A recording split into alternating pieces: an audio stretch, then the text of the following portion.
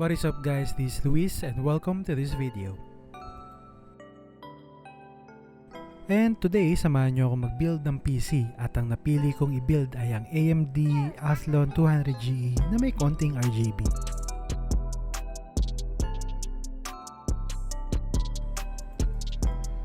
At makikita ninyo sa inyong mga screens ang mga components na aking gagamitin. Actually, ilan lang dyan ang brand new. Ang CPU, ang motherboard, CPU cooler, power supply at ang PC case.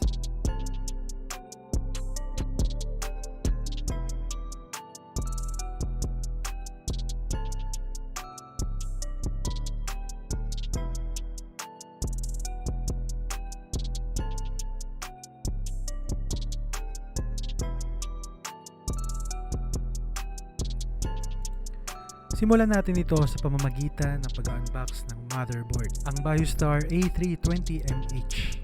Suportado ng Biostar A320mh ang Ryzen CPUs at APUs. DDR4 dual channel ito at may maximum capacity na 32GB 2933MHz. At dumako naman tayo sa CPU, ang AMD Athlon 200ge. Ito ay may 2 cores, 4 threads at 3 GPU cores. At may base clock na 3.2 GHz. At may integrated graphics na Vega 3.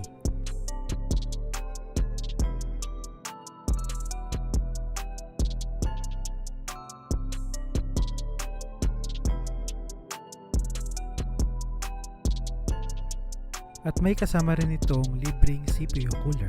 Ito naman ang PcCooler Q100 version 2.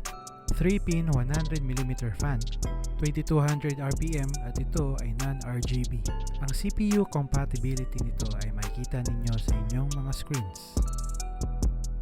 Noong nakarang video, may nagtatanong sa comment section kung paano ikabit ang 3-pin connector ng CPU cooler sa 4-pin ng motherboard at ngayon makikita ninyo kung paano.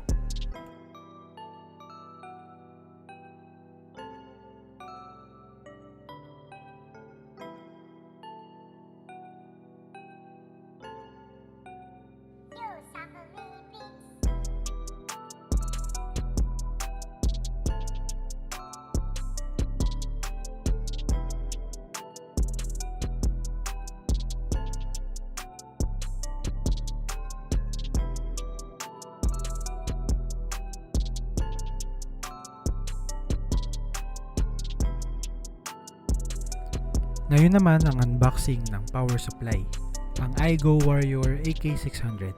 Ito ay 600W power supply, RGB at non-modular. Ito rin ay may active power factor correction.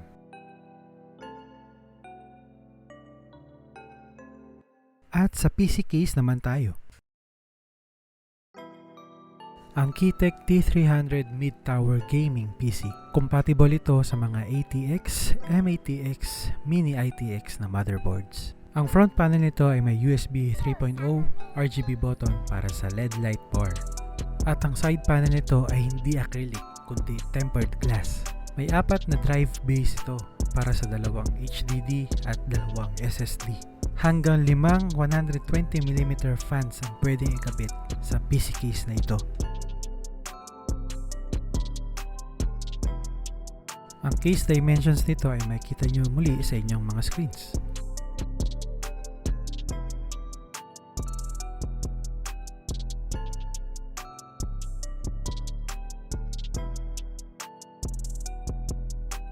May extreme cooling airstream. Okay na okay rin ang cable management. Suportado rin ang mga high-end graphics card. Napakalaki ng diferensya ng PC case na ito kung ikukumpara sa mga nauna kong PC case na na-review.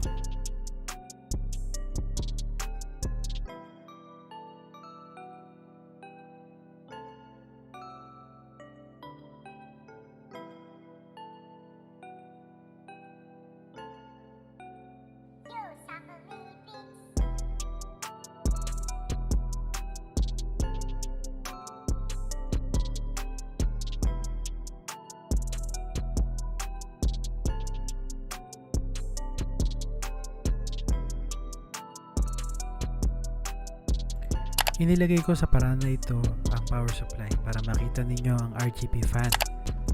pero hindi ko ito mai-recommend.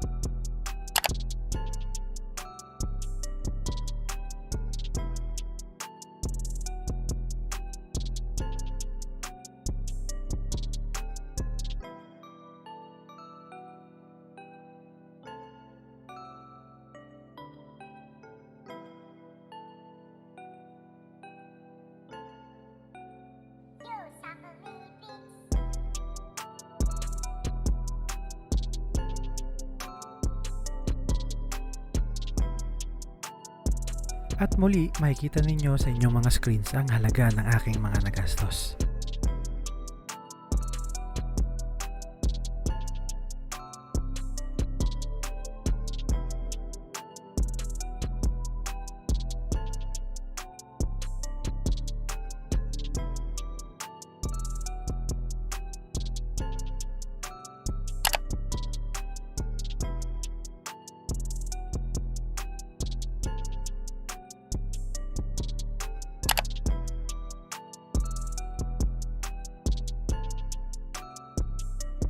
Naway nagustuhan ninyo ang video na ito. Maraming salamat sa inyong panonood. Please like, comment, and subscribe kayo sa channel ko, and I will see you on my next video.